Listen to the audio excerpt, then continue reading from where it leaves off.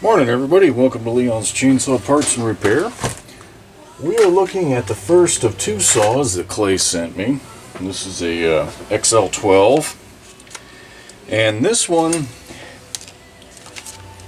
is the one that says the idle would change as the saw was tilted during use, also has a bog when coming off of idle to start cutting. So I get a lot of freaking email, but I remember this discussion and we theorized that more than likely would need some crank seals, but I want to start it and run it first, see if we can get some pretty clear, definitive symptoms. Now the side-to-side tilt's a pretty definitive one, but just want to run it. But I popped this cap and saw the duckbill valve had completely deteriorated, so before we put fuel in there I wanted to get a new one in there. So with that taken care of, get this back on here. We will drop some fuel in this bad boy and see how she runs.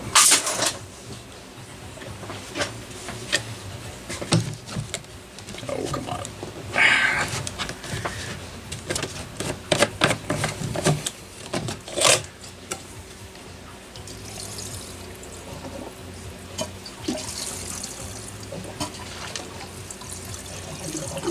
That should be more than enough for a fair test run.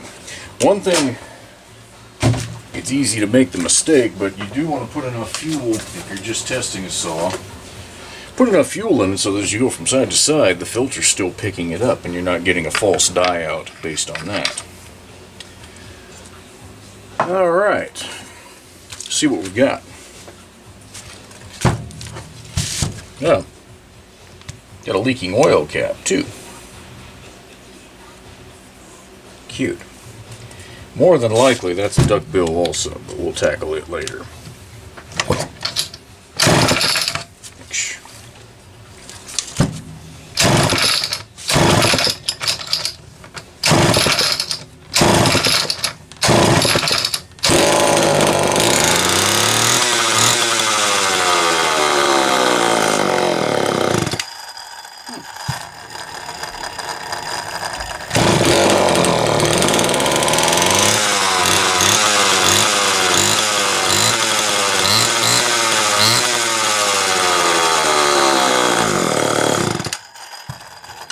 That's not even drawing fuel consistently.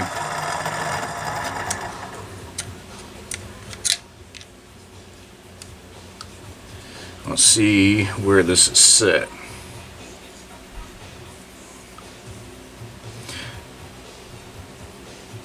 Not quite a turn and a half open. So I'm going to put that to a turn and a half and we'll try that again.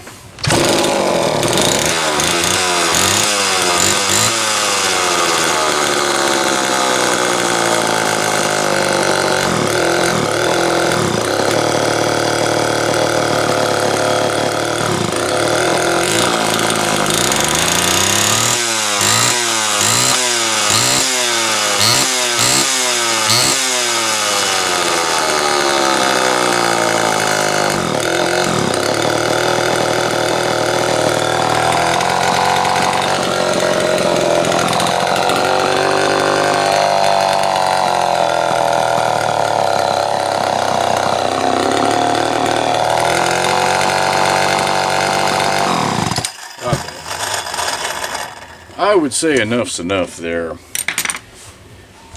It's definitely losing its carburetor pulse for whatever reason, so. And it's changing idle speed from side to side. Now looking at this, you guys can see the rope would occasionally hang up. Looks like that rope could be a little swollen. Everything needs lubed. There's sawdust all over the fin, so I'm guessing with the sawdust buildup that's right here, when I pull this apart it's going to be caked. So this is going to be one of those kind of cleanup jobs before I can even get into crank seals. And so it doesn't leak oil all over my bench, I'm going to deal with this. So I'm going to go off camera for a little bit here. If there's anything interesting or unique, we'll fire it back up and check in a little bit.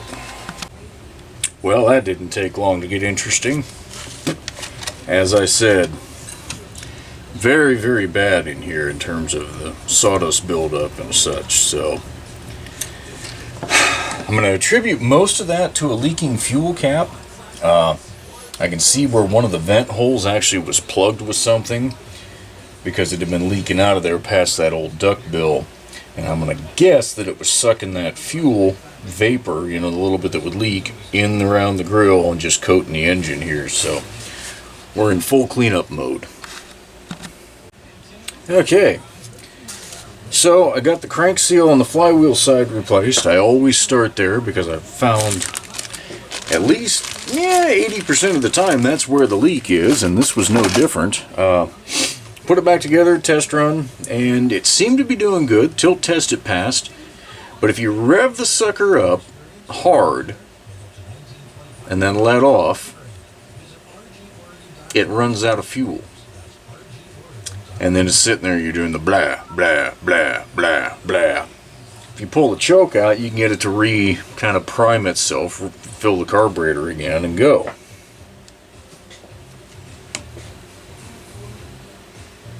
And that's the reason right there. It literally is running out of fuel. Because the inlet screen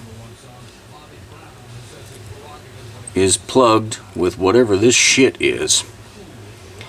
And it looks like a mix of gum, sawdust, and I don't know what else. Whatever it is, that screen is all going in the garbage and we're going to replace it. So I'm pretty sure this is the last thing this XL-12 needs.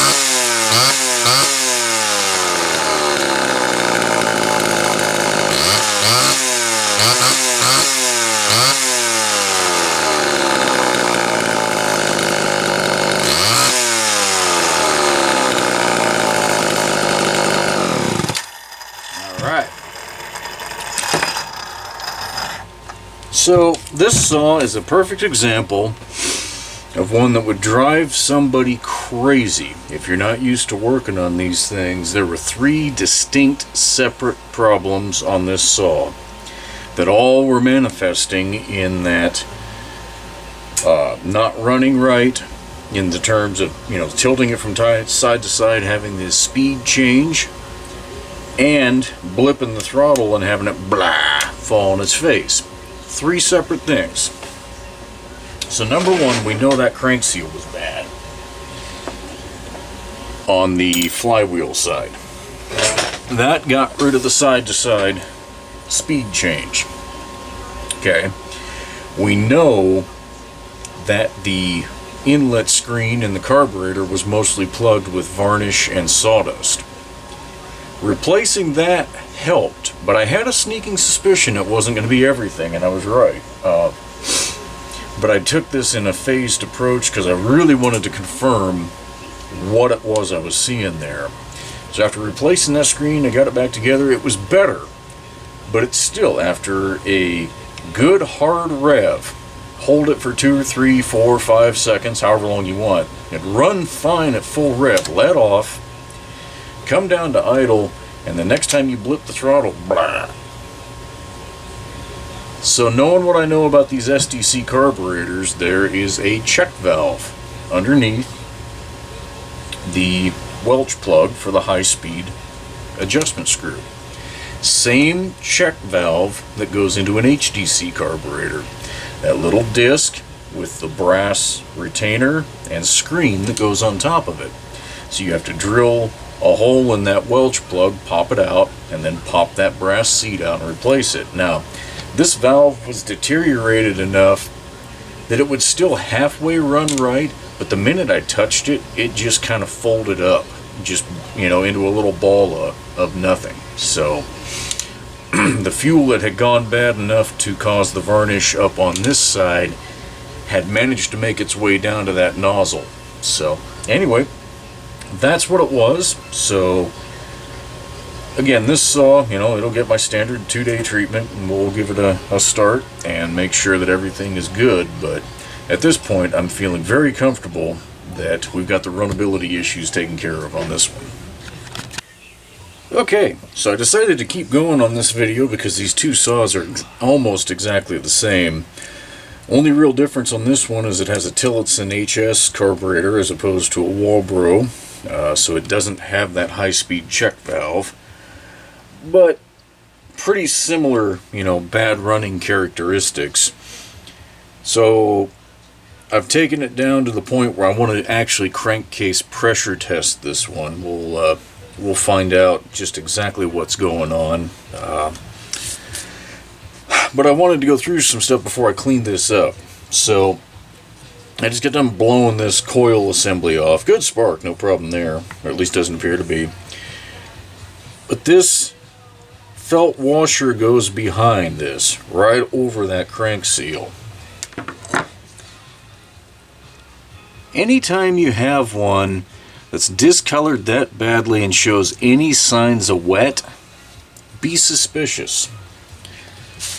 And then, come on, baby. Probably as close as I should go. See the wet? And the wet down here? I mean, just looking at that seal, it doesn't look bad. But for a short test run, you can... Oops, sorry. See if I can get that to focus. See, it actually managed to get that enough fuel past there. At least I think it's fuel. To get the towel wet there. So, I'm going to go ahead and blow this thing clean. Get it, ready to pressure test, and we'll come back at that point. Okay, a little more civilized. Got it cleaned up pretty nice. If there's anything going on, we're going to be able to see it. So on a XL-12, you don't have very many spots for a leak. You've got the two crank seals, and you got the crankcase gasket, and the cylinder gasket. Well, I mean, that's actually true on most saws, but on a Super XL, you're less likely to have had somebody attempt to take it apart over here. In XL-12, this cover will come off. A Super XL, of course, the bearing is retained in here, so somebody's less likely to have gotten it apart enough to tear a gasket or an O-ring back there. But that is a point that it could leak. Where the drive case meets the crankcase, where the cylinder meets the crankcase, or where the crankshaft comes out. That's really about it. So I've installed my rubber block-offs behind the carb and the stack muffler here. With any luck, I've gotten them tight enough that they don't artificially or create a leak for me.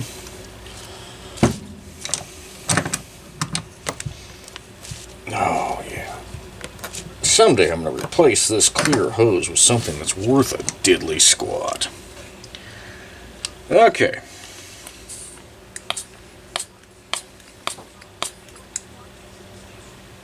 Now, that's interesting.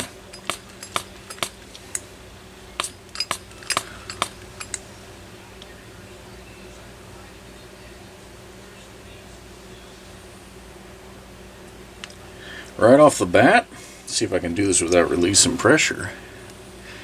Got it at 10 psi. And boy, she's holding pretty steady. Real steady.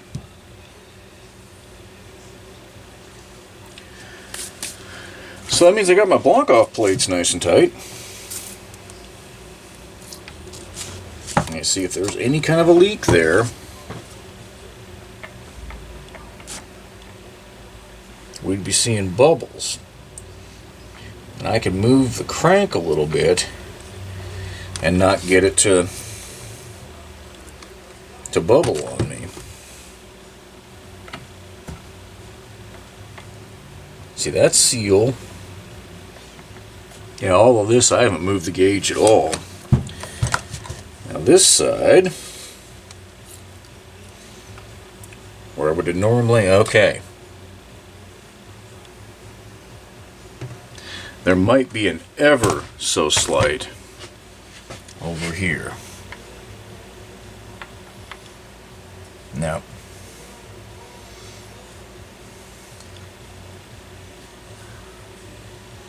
There's nothing going on. Airtight. Wow. I'm impressed. Really impressed.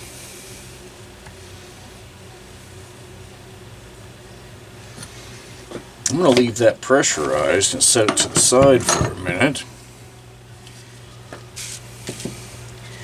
We're going to open up. All right.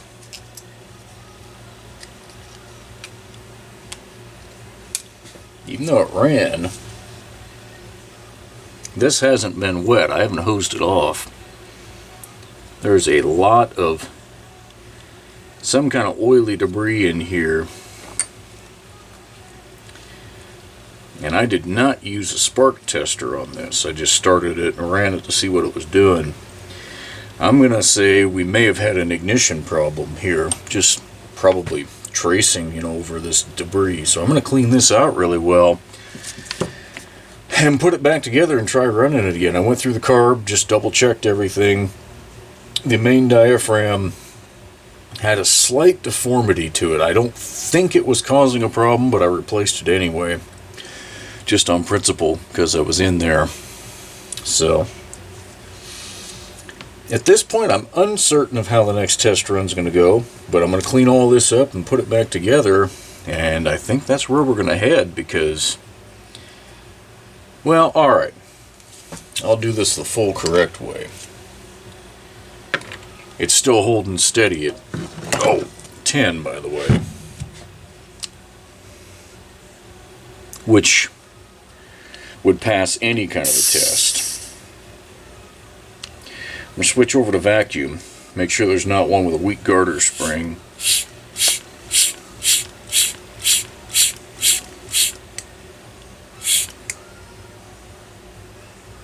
Damn. Got it at 11. Rock steady.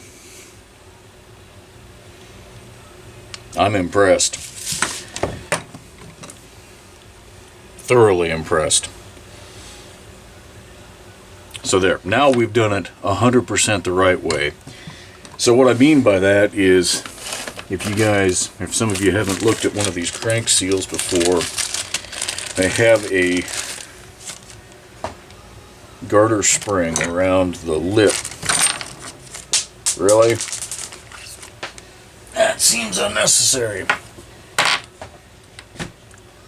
So that garter spring holds the rubber tight to the crankshaft, so that that edge right there is riding and it's got a good seal. If this is weak, it can potentially pass the pressure test where it's pushing outward and the seal is still good and pliable. It'll still seal, but on the inlet it'll actually pull back and allow air to go in if that spring is weak. So that's why ideally you do both. But based on this engine is rock solid tight. There's no reason to tear into it. So we'll come back with a test run here in a few minutes.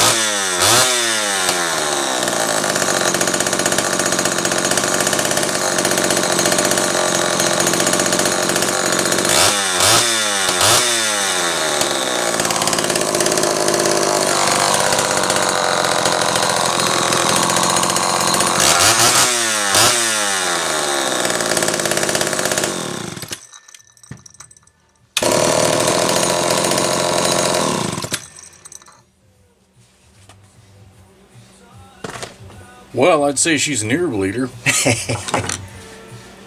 Well, these stack mufflers sure are something, aren't they? So, I'm not honestly sure what the silver bullet was, so to speak. The points were burned pretty bad. Thankfully, tungsten points fire will clean them back up pretty nicely, but I'm actually leaning towards that having been most of the problem. I don't think it had consistent spark. I know it does now. With the drill, I was down at like 100 RPM and it was two. I mean, across that tester, it was nice.